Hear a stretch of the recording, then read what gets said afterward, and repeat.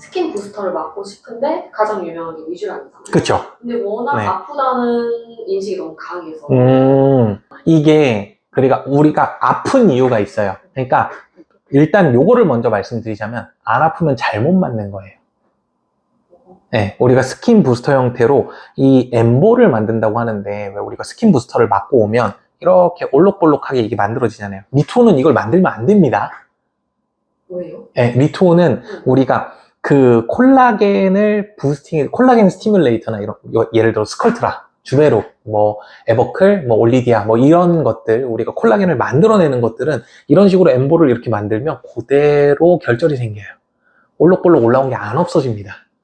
이건 사고예요.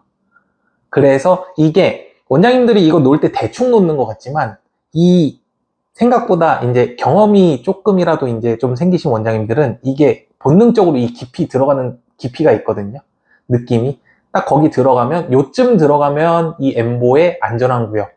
근데 여기에 딱 놔야 효과가 있는 구역, 이런 게 달라요. 근데 우리가 리투오 같은 경우는 아예 그냥 그 놓는 층이 달라서 이제 그 아예 깊이 놔야 되는 거고, 아니면 이제 캐놀라로 깐다고 그러거든요. 이렇게 여기에 구멍을 뚫어서 우리가 길고 끝에 이렇게 뭉툭한 거 있잖아요. 그걸로 피부 아래쪽에 깔아주거나 그런 형태로 이제 진행을 하는 것들이 그런 이제 콜라겐 스티뮬레이터 아니면 콜라겐을 직접 주입하는 거, 그런 거고, 리쥬란 우리가 예전부터 유행했던 뭐 샤넬 주사, 뭐 PDRN, 뭐 PN, 뭐 이런 형태의 그런 요즘 뭐 새로 나오는 물광 주사 같은 것들, 그런 것들은 이제 우리가 들어가야 되는 층이 이제 진피층에 들어가야 되는데, 이게 그 층에다가 넣든 이제 사실 그것까지 우리가 바늘로 엄청 막 요만한 게 미세한 걸 우리가 다 정할 수가 없어요. 그래서 가끔 가다가 이제 어디 가면 기계로 그냥 이렇게 놓는 데 있잖아요. 네, 그게 그냥 원장님이 아무 생각 안 하고 그냥 이렇게 생각을 안 하는 건 아닙니다. 생각을 안 하는 건 아닌데 되게 편하게 한 번에 여러 방을 주입시킬 수 있게 만들어 놓은 거예요. 이제 근데 그것도 뭐 이번에 새로운 기계가 나온다고 하는데, 그거의 이제 가장 큰 단점은 물론 주사로 할 때 로스 양이 없는 건 아니지만 계속 놓다 보면 여기에 흥건하게 이게 묻어 있어요. 예, 이게 약이 이제 조금씩, 이제 바늘이잖아요. 바늘 완전히 막혀 있는 구멍이 아니다 보니까 어쩔 수 없이 이제 조금씩 새서 끝나고 나면 이제 얼굴이 축축한 거예요. 예. 근데 안 좋은 거 아니에요? 낭비되는 거 아니에요? 근데 이게 손주사로 한다고 완벽하진 않아요.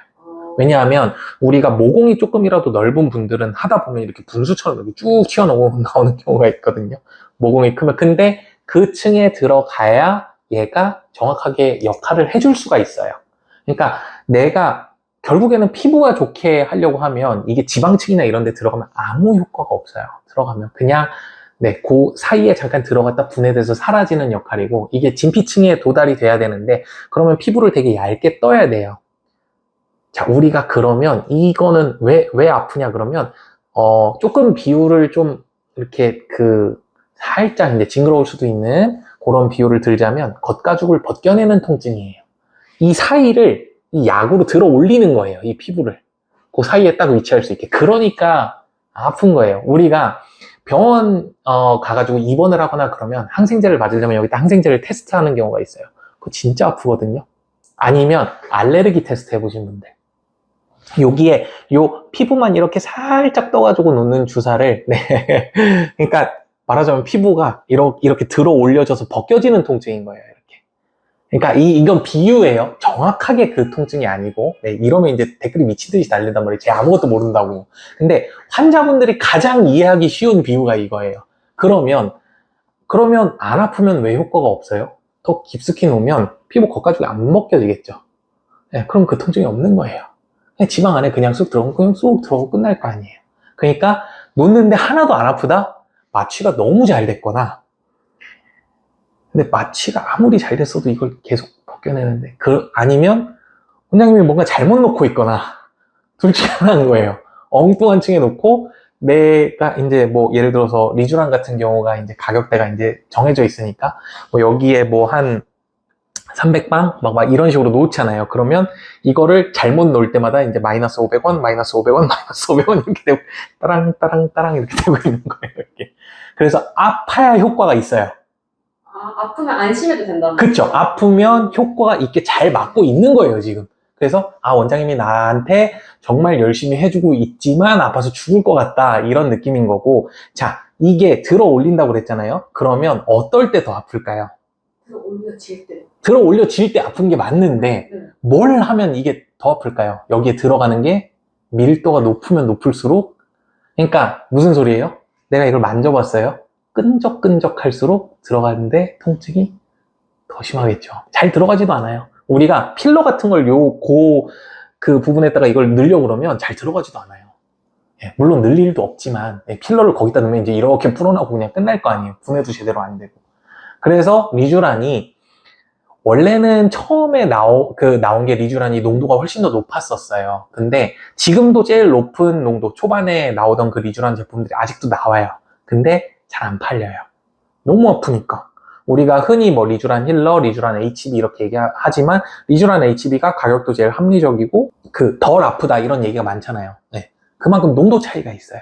그러면 리쥬란 네. HB는 일반 리쥬란에 비해 효과가 떨어지는 거예요?